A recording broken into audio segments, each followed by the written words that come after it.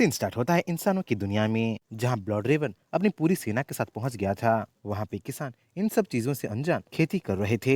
तभी उनको कुछ अजीब सा लगता है। भरी दोपहर में अंधेरा छाने लगता है। जब सभी आसमान की ओर अपना नजर उठाते हैं, तब वो देखते हैं कि आसमान में कई सारे कौवे आ गए हैं। कौवों की संख्या इतनी ज्यादा थी कि सनलाइट को भी वो ब्लॉक कर रहे थे और का करके चारों तरफ वो चीखने चिल्लाने लगे थे। देखते ही देखते वो इंसानों पे हमला कर देते हैं और हरे भरे मैदानों को अब शमशान में चेंज कर देते हैं। चारों तरफ हड्डियों को बिखेर देते हैं। उन सभी को वही ब्लड रेवन मैनेज कर रहा था, लीड कर रहा था और होने वाले मैसेकर को वो एंजॉय कर रहा था। सीन शिफ्ट होता है 10 नेशन अलायंस के किसी ऑफिस में, जहाँ अफरा तफरी मची हुई थी क्योंकि ब्लड रेवन की आतंक का खबर उन तक पहुंच जो चुकी थी।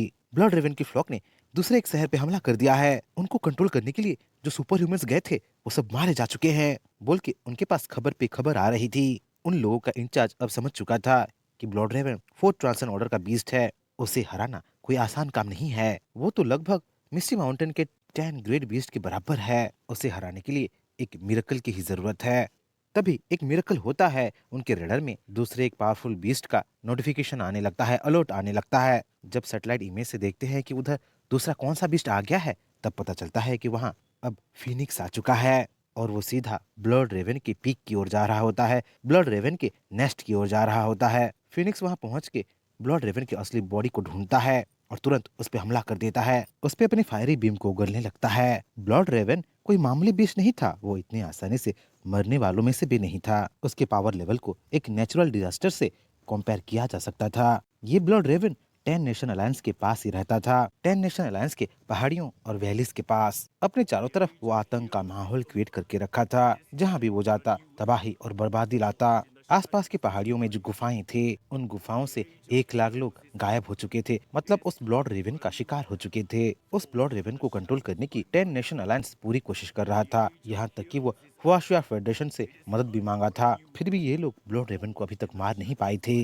पर क्या ये ब्लड रेवन फिनिक्स से, जियो के बाद जो सेकंड मोस्ट पावरफुल बीस्ट है, उससे जीत पाएगा? उसका जवाब 10 नेशन अलायंस को जल्दी ही मिलने वाला था। सिन सिट होता है हुआडून के पास, जो पहाड़ियों में ब्लड रेवन और फिनिक्स की बैटल को देखने के लिए गई थी, एग्जामिन करने के लिए गई थी और हो सके तो थोड़ा बहुत हेल्प करने के लिए भी गई थी। वहाँ पहुँच के उसको पता चलता है कि ब्लड रेवन तो एक्चुअली मर चुका है और ये ब्लड रेवन एक्चुअली एक फीमेल है, एक मादा है।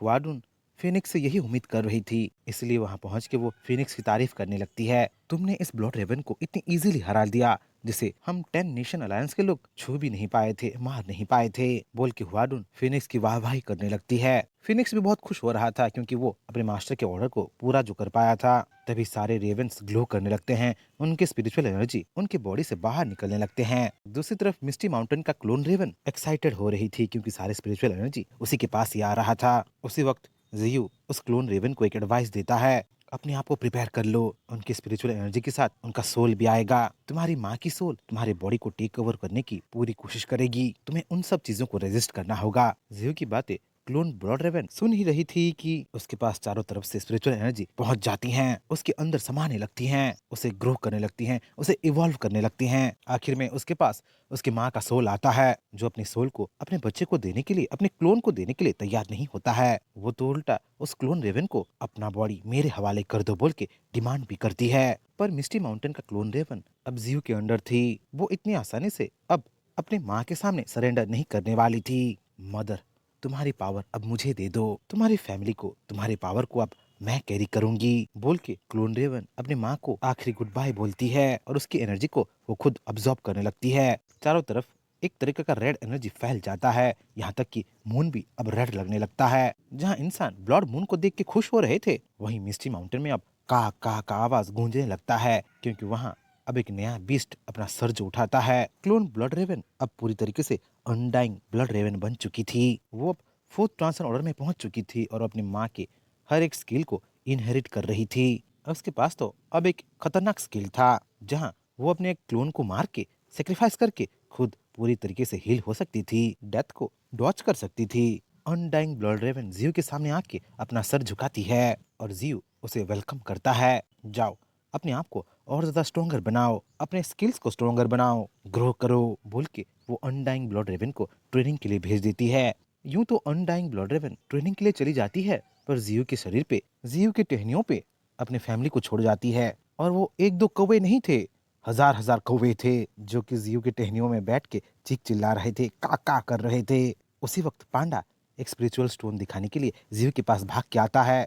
जियो से वो बात करने ही वाला होता है कि तभी वो डर के मारे चीखने लगता है, चिल्लाने लगता है, क्योंकि उसके सामने कई सारे आंखें थे जो उसे घूर रहे थे। अंधेरे में ये आंखें शाइन कर रहे थे, ब्लडी रेड दिख रहे थे। और ये जियो की आंखें नहीं थे, बल्कि ब्लड रेवन के फेमिलियर्स थे जो कि अब मिस्टी माउंटेन के हिस्सा बन चुके थे। तभी जियो के पास फ्लोट करते हुए स्पिरिट बटरफ्लाई और शैडो टाइगर आते हैं। चैंपियनशिप खत्म हुए बस 7 दिन ही हुआ था। उन्हीं 7 दिनों में शैडो टाइगर और स्पिरिट बटरफ्लाई ने अपने अपने ऑर्ब को, मतलब शैडो ऑर्ब और लाइट ऑर्ब को फुल्ली अब्सॉर्ब कर लिया था। अब ये दोनों क्रिएचर्स फोर्थ ट्रांसन ऑर्डर के थे।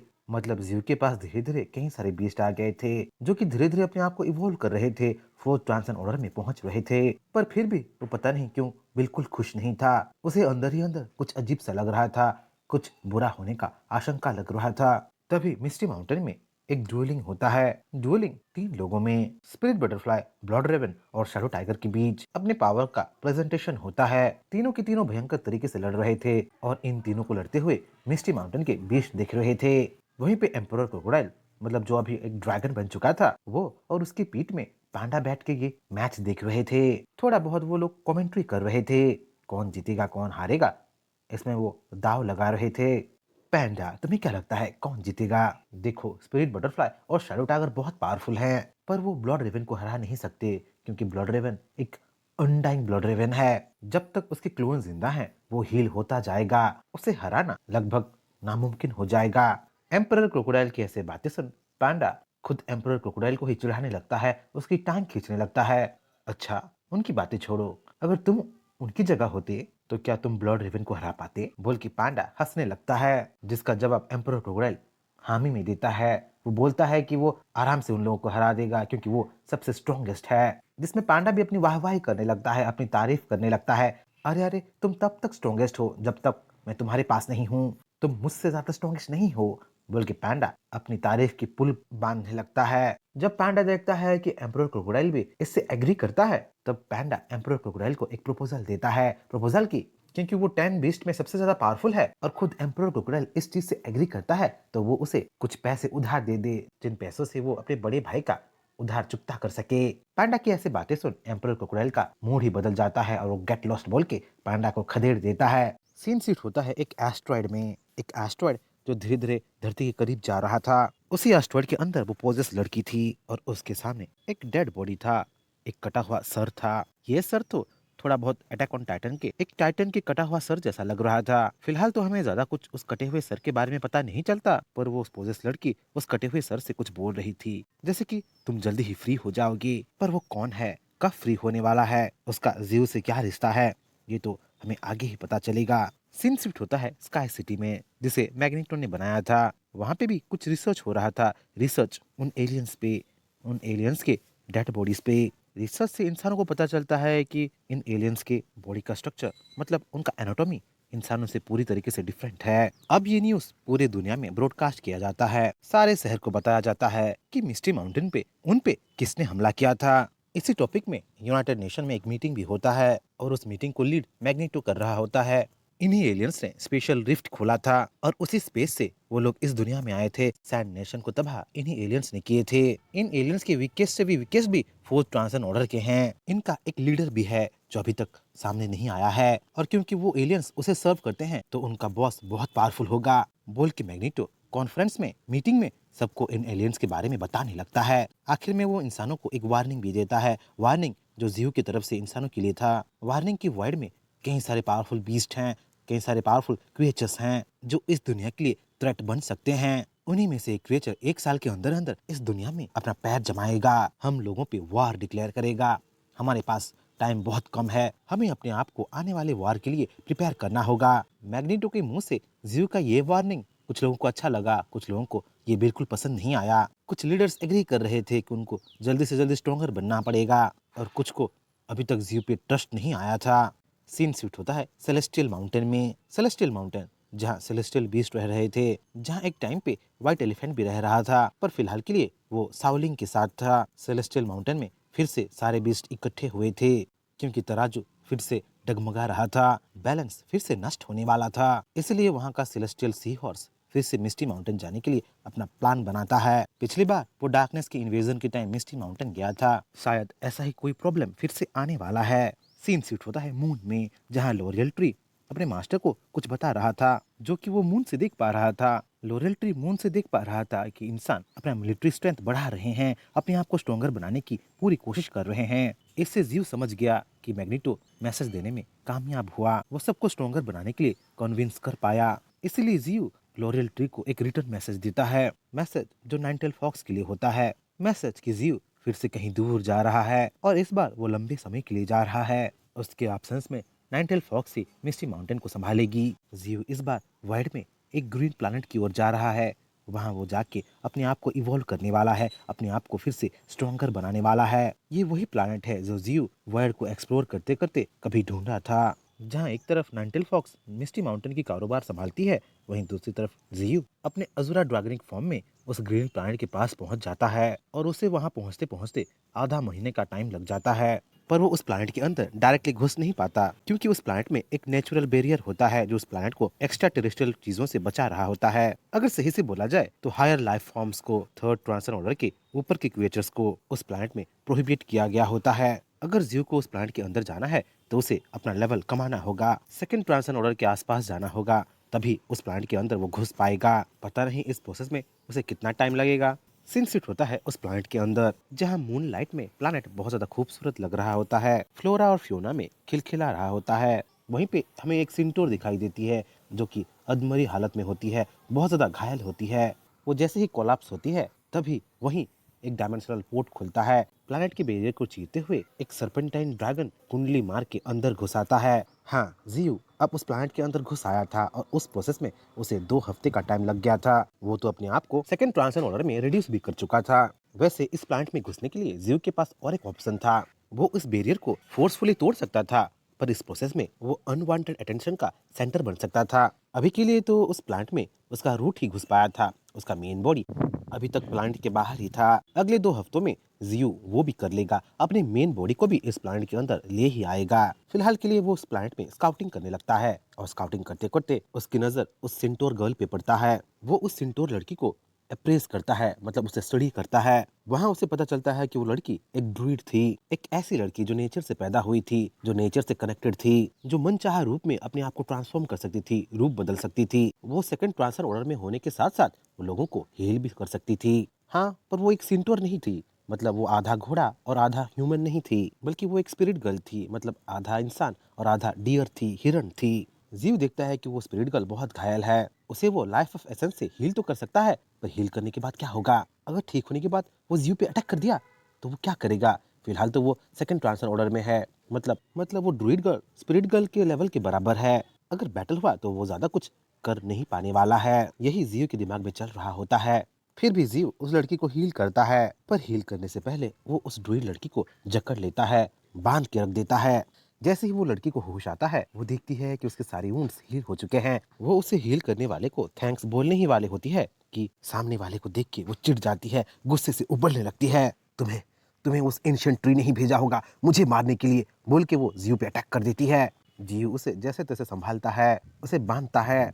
वो उसे समझाने लगता है कि वो उसका दुश्मन नहीं है। जीव उस ड्रूइड लड़की को शांत करता है, फिर वो उसे क्वेश्चन करने लगता है, उसके दुनिया के बारे में सब कुछ बताओ बोल के उससे वो इन्फॉर्मेशन कलेक्ट करने लगता है। जीव को वहाँ पता चलता है कि उस दुनिया में मिथिकल बीस्ट है, मिथिकल क्रिएचर्स हैं। वहाँ तो मैजेस्टिक एल्फ्स हैं, फाइटर और ब्लैकस्मिथ ड्वार्फ्स हैं, डीमंस हैं, डेविल्स हैं और यहाँ तक कि पावरफुल ड्रैगन्स भी हैं। वहाँ 3 प्योर ड्रैगन किंग भी हैं। और तो और उस दुनिया में उसके ही जैसा एक इवल सेंटिनेंट शैतानी ट्री है जो कि चारों तरफ तबाही और बर्बादी ला रहा है। उस दुनिया में भी धरती की जैसा ही स्पिरिचुअल एनर्जी इरप्ट हुआ था, पर वो धरती से 10 साल पहले हो गया था। उस स्पिरिचुअल एनर्जी की वजह से ही उस दुनिया में मैजिक एग्जिस्ट करता है। ये सब सुन के, ये सब जान के जीव बहुत खुश होता है। वो सोच लेता है कि इस दुनिया से वो कई सारे मैजिकल बीस्ट टीम करेगा और अगर हो सके तो वो 3 ड्रैगन किंग को अपना सबोर्डिनेट जरूर बनाएगा। इन्फॉर्मेशन देख के वो लड़की वहां से जाने लगती है, पर जीव उसे रोकता है। तुम कहाँ जा रही हो बोल के